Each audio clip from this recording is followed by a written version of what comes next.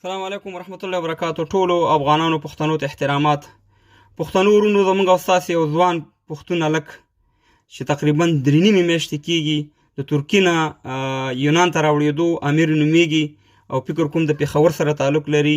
ما بیا دلته هکس هم لګولی او د هغه د پلار د موبایل نمبر به مې دلته لګولی. مهرباني وکړئ دغه ویډیو مخکې شیر کړئ چې دغه هلک چې هر ځای کې وي چې مور او پلار سره رابطه وکړي او مور او پلار یې هلته ډېر پریشانه دي او داسې چې د هر چا دغه شان د زوی او ورور یا د خپلوان ورور چې پریشانه وي نو د ثواب په نیت باندې دا ویډیو مخکې شیر کړئ چې دغه مور او پلار ته معلومات وشي. د دې زما د ویډیو نه وروسته او ما د هغه د پلار ویډیو به هم لږه غونډه کې تاسو ته پلی کړم او بیا یو بله ویډیو ده چې دا هلک پکې را روان دی او ملګري ورسره دي او خبرې کوي په لار رواني. نو دغه ملګرو نه زما په کلکه دا غوښتنه ده چې تاسې په هر ځای کې هستئ زر تر زره د پلار سره رابطه وکړئ او د دې هلک معلومات ورکړئ او انشاءالله داسې ډېر هلکان 6 میاشتې یا کال بال ورک شوي دي په لاره بیا پیدا شوي دي. نو انشاءالله دا به هم پیدا شي. خو زه تاسو ته یو خبره کوم ټولو پښتنو ته چې خپل کور کې هم ګزاره کېږي د 2 وختو په ځای یو وخت ډوډۍ وخورئ. یو خو د خدای د طرف نه مرګ یو داسې چې ځان په خپله وژلي. قسم دی چې په دې لاره باندې راتګ خپله ځان وژل دي خپله ځان ذلیل کول دي.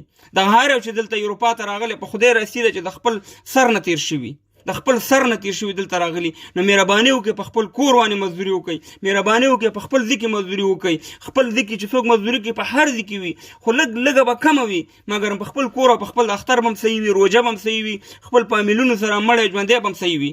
نور مه رالېږئ دا بچي د اروپا ته مه رالېږئ دا بچي نور دغه ته بس دغه زموږ دا شان ډېر پښتانه په دغه لاره باندې ورک شو مړه شو اوبو ویوړه او سه مهربانه په مابسونو کې پراته دي هغه څوک په دوبۍ کې ذلیله دي څوک په سعودي کې ذلیله دي څوک په بل ځای کې څوک په بل ځای کې.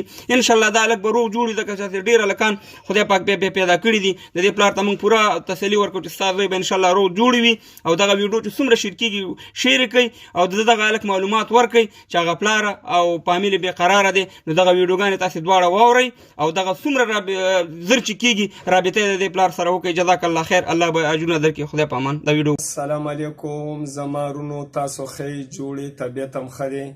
مسافر ورونو زما دغه یو بیان تاسو خیر دی واورئ دغه ویډیو پوره سره وګورئ. زما یو زوی بې درکه شوی چې د ترکیه نه یونان ته تللو او 3 میاشتې او 15 ورځې وشوي چې هېڅ معلومات یې نه کېږي. څوک وایي په ځنګل کې پاتې څوک وایي په سړک پاتې. برای مهرباني که دغه زوی زما چا چرته په یو ځنګل کې په یو لاره یو کیمپ کې کوم ځای کې چا لیدلی نو موږ سره کوم سره رابطه وکړله نو کورم آباد او زما دغه زوی 15 کاله په ترکیه کې مسافري کړې ده. د ډېرې خوارۍ او عجزۍ نه دا د دغې ملک نه لاړلو او ویل چې زه به مزدوري کوم.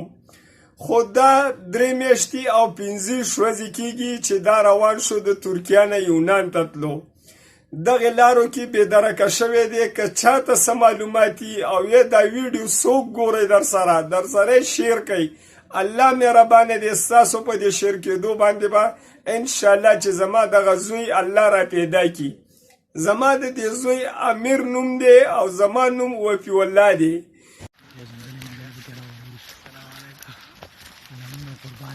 جانزیر او احسان او پزل سره غی نشي او کنه دا وګوره وای مردارې گئی په خان دې مسوس په کومه غونډه کې ونه غوږی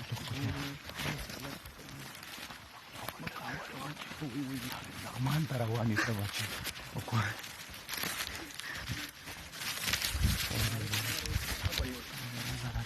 ورځي د پرې د ما پرې ونه اجي ته ورته جوړ دا سړی دی پزل دی ښه دا وپېژنې جوړیا اجي شاخه کې چکبر انا